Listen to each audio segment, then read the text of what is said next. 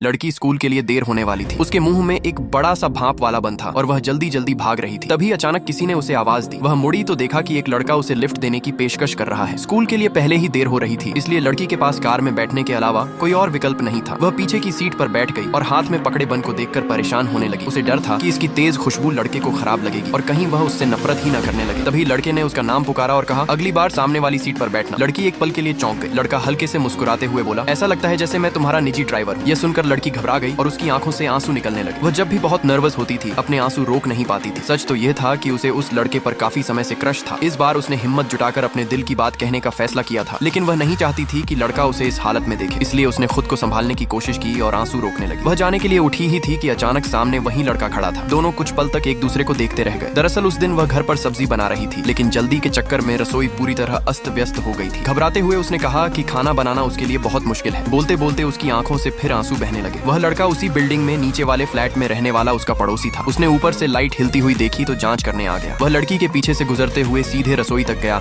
और गैस का चूल्हा बंद कर दिया। लड़की हैरान होकर वहीं खड़ी रह गई। उसने सिर उठाकर उसकी ओर देखा और दोनों की नजरें गहराई से एक दूसरे से मिल गईं। फिर उसने उसके लिए नूडल्स का एक कटोरा बना दिया। बैठते हुए बोला, अगर कभी खाना बनाने में मदद चाहिए हो तो नीचे आ जाना, लेकिन रसोई को फिर से इतना मत बिगाड़ना और इतनी दुखी होकर मत रोना। उसी पल से वह लड़का उसके दिल में बस गया। जब वह फिर से होश में आई तो जल्दी से वहां से निकलने लगी, लेकिन गलती से उसका सिर टकरा गया। लड़का जा चुका था। तभी उसने उसकी पीठ पर एक निशान देखा जो उसके चेहरे से लग गया था। यह देखकर वह पूरी तरह शर्मिंदा हो गई। उसे लगा कि उसने उसके सामने अपनी पूरी बेइज्जती करा ली है और वह रोना बिल्कुल भी नहीं रोक पाई। आगे जानने के लिए सब्सक्राइब करें।